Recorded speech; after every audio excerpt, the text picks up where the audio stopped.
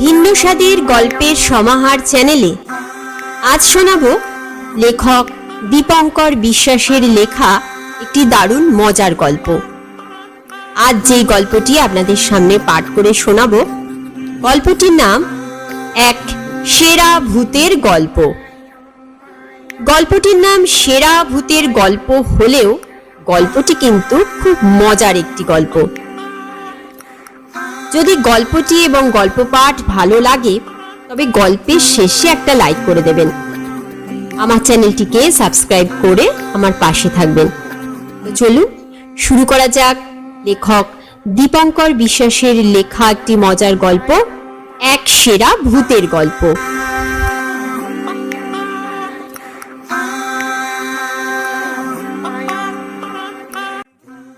রাত তখন কটা হবে ঠিক জানি না।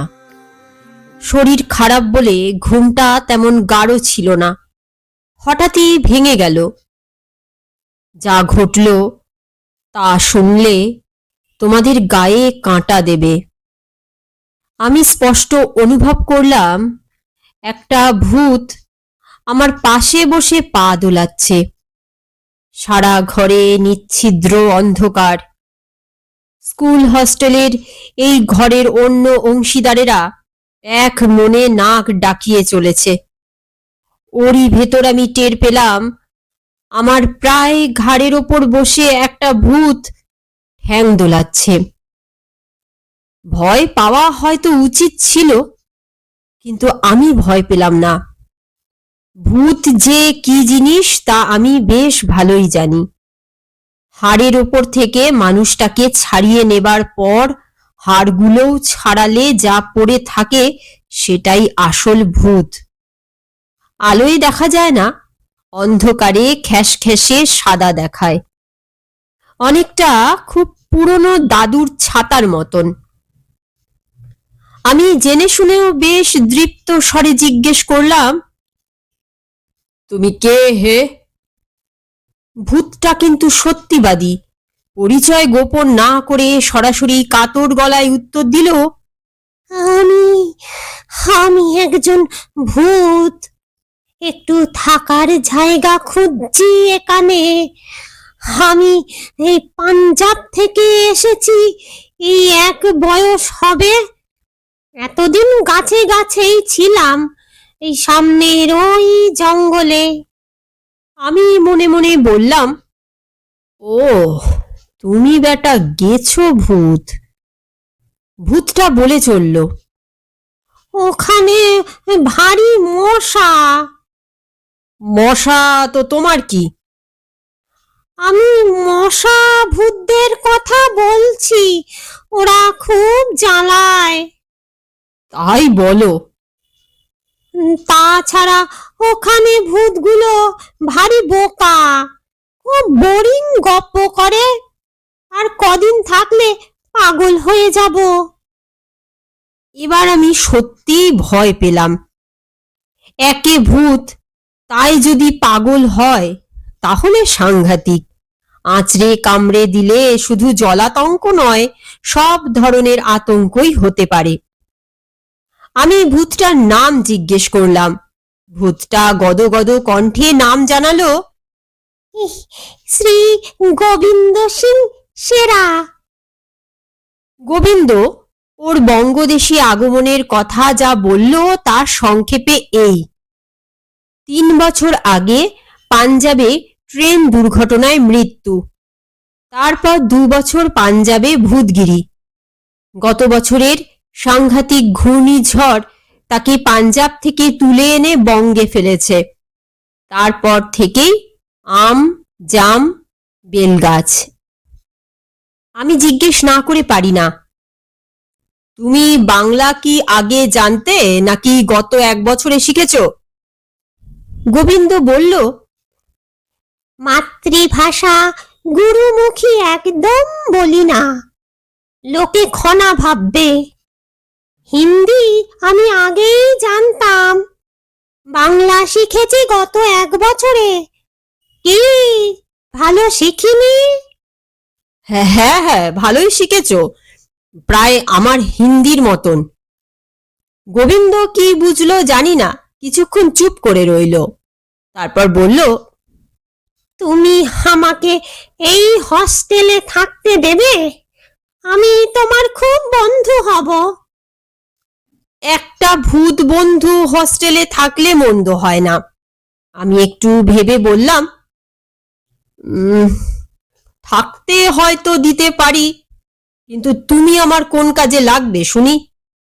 কি হবে আমার তোমার মতন বন্ধু নিয়ে?" গোবিন্দ একটু ভেবে বলল, আমি ভালো চাষ করতে পারি, গান করতে পারি। আমি ধমকে উঠলাম, তোমার বোকামি থামাবে গোবিন্দ? ওসব দিয়ে কি হবেটা কি হবে শুনি? কিছুক্ষণ চুপচাপ। গোবিন্দ নিজের বোকামির জন্য নিশ্চয়ই অনুতাপ করছে। অল্প সময়ে নিজেকে সামলে নিল গোবিন্দ। আমি বহুত আচ্ছা দৌড়তে পারি, লং জাম্প, হাই জাম্প সব দিতে পারি। আর আমার গায়ে ভীষণ জ্বর। এগুলো তোমার কাজে লাগবে না? কিন্তু তুমি এই হোস্টেলে থাকতে চাইছো কেন? গোবিন্দ যেন একটু বিরক্ত হলো। এখানে ছেলেরা কত মজার গপ্প করে, তাছাড়া ছেলেদের ভয়ে ভূতেরা একদম এদিকে আসে না। একটু নিরিবিলিতে গলা সাধতে পারবো। বললাম না আমি ভালো গান গাইতে পারি। গোবিন্দর গলা লজ্জায় টলমল করছে। এই শোনাবো নাকি দুখানা? আমি মনে মনে বললাম, এই মরেছে। মুখে বললাম, না। শোনো না দুটো গান, ভালো লাগবে খুব। না। একটা? আমি গম্ভীর হলাম। না। মাথার ওপর ছাদ আর পেটের রুটির ঠিক নেই, এখন মাঝরাত্রির, এটা কি গান শোনাবার সময়? তোমার বীরত্বের পরিচয় যদি দিতে পারো তো তোমাকে এখানে থাকতে দেব, গানও শুনতে পারি দু একখানা। গোবিন্দ আনন্দে আত্মহারা হয়ে পড়ল। তা কি করতে হবে? তুমি সিদ্ধান্ত মুখার্জি নামের ব্রহ্মদৈত্যটাকে তো ভালোই চেনো। হ্যাঁ হ্যাঁ, ওই রকম দত্তিটাই তো ভূতেদের সর্দার। আমি কাল খবর পেয়েছি সিদ্ধান্ত জোচ্চুরি করে একটা ছেলেকে পড়ায় আর স্পোর্টসে ফার্স্ট করে দিচ্ছে। পড়াশোনা নিয়ে আমার মাথা ব্যথা নেই, কিন্তু স্পোর্টসটা মোটেই ছেলে খেলা নয়, ওটা ছেড়ে দেওয়া যায় না। ওই মুখার্জিটা ছেলেটার মেসোমশাই ছিল, ওকে একটু শায়েস্তা করতে হবে। এই কাজ তাহলেই থাকতে দেবে? আলবৎ। মনে হলো গোবিন্দ মনে প্রচুর বল পেয়েছে। ঠিক হ্যাঁ, হাম উসকো মার ডালেগা। আমি শঙ্কিত হলাম। না না, মেরে ডালে দিও না, হস্টেলের ছেলেদের শরীর খারাপ হবে ওই বাসি শুটকো ব্রহ্মদৈত্যী খেলে।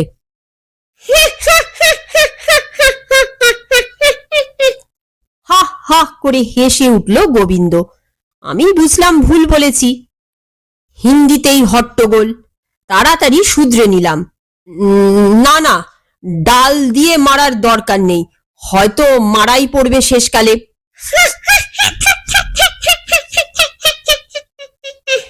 আবার হেসে ওঠে গোবিন্দ, বিশ্রী খ্যাক খ্যাক করে।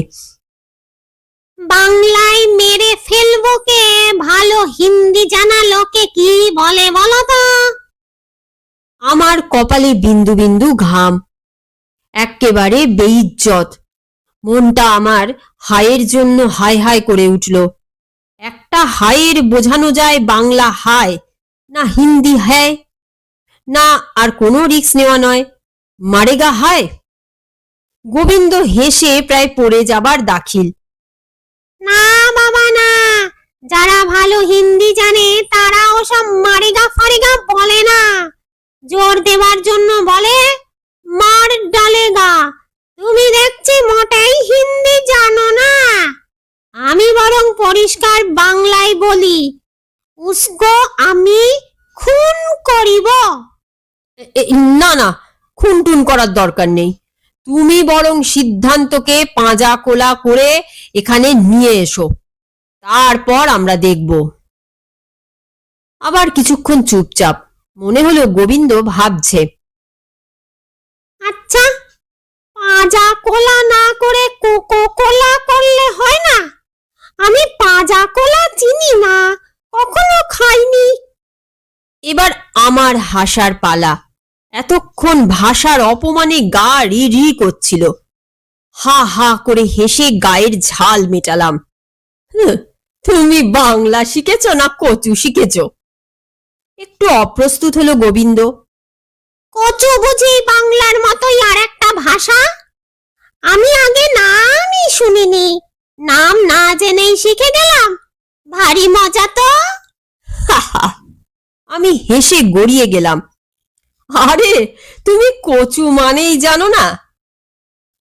এদিকে বাংলা শেখার বড়াই করো। পাঁজা কোলার মানেটা আমি ভালো করে বুঝিয়ে দিলাম গোবিন্দকে। গোবিন্দ কাঁচুমাচু মুখ করে শুধু বলল, ওহ। ঠিক বুঝেছে মনে হলো না। আমি বললাম, ওসব থাক, এখন কাজের কথায় আসা যাক। পরশু মানে রবিবার সকালে স্কুলের স্পোর্টস। শ্যামল আর পটলকে দেখবে 100 মিটার 300 মিটার রেসে, হাই জাম্প, লং জাম্পে। আরো অনেকেই স্পোর্টসে ভালো, যেমন বুবুন, হরি, কল্যাণ, নিমাই। কিন্তু আসল প্রতিযোগী ওরা দুজনে।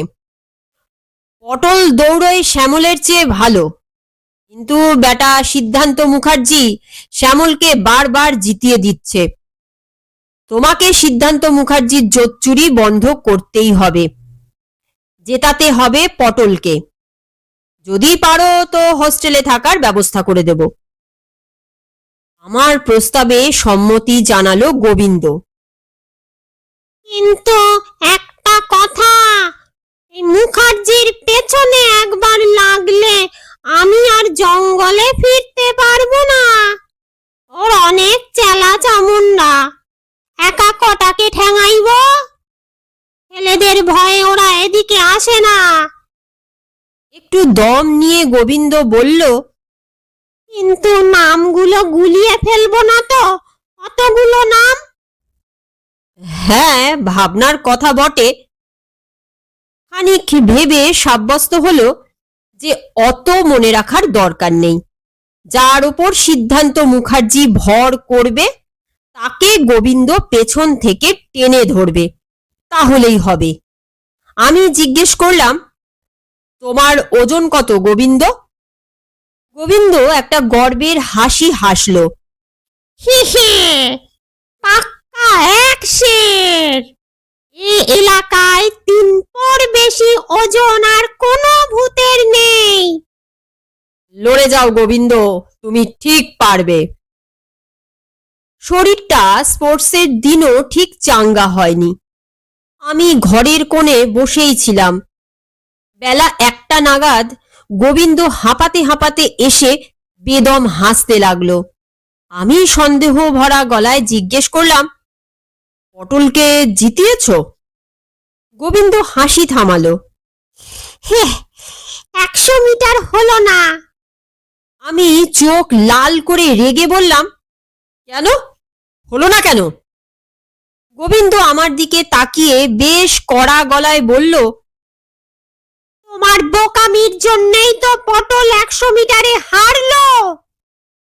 আমি একটু থতমত খেলাম। তার মানে? আরে, তুমি আমায় বলেছিলে সিদ্ধান্ত যার ওপর ভর করে তাকে পেছন থেকে টেনে রাখতে। আমি 100 মিটারে তাই করলাম, কিন্তু একটু পরেই দেখি সিদ্ধান্ত ওকে পেছনেই টানছে। তখনই বুঝলাম সিদ্ধান্ত আসলে শ্যামলকে এগিয়ে নিয়ে যায় না, পটলকে পিছিয়ে দেয়। দুজনের টানাটানিতে পটল বেচারা এগোতেই পারেনি 30 মিটারের বেশি। আমি দোষ ঢাকার জন্যে গম্ভীর হয়ে গলা খাঁকারি দিলাম। বাকিগুলোর কি হলো? গোবিন্দ হাসিতে ফেটে পড়ল।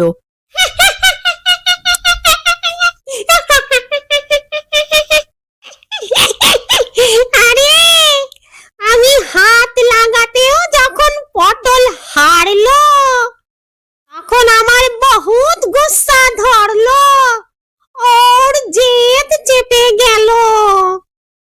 পটল কোন কোন ইভেন্টে নাম দিয়েছিল জানি না, কিন্তু আমি সকলকে পটলের তাক লাগানো 300 metre hurdle race, high jump, long jump সব দেখিয়ে স্পোর্টস শেষ করে দিয়ে এলাম।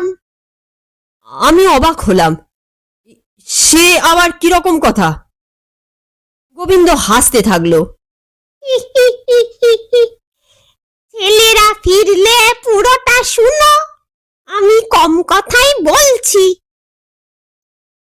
300 মিটার রেসে গেম স্যারের হুইসেল বাজতেই আমি পটলাকে নিয়ে দৌড়তে লাগলাম।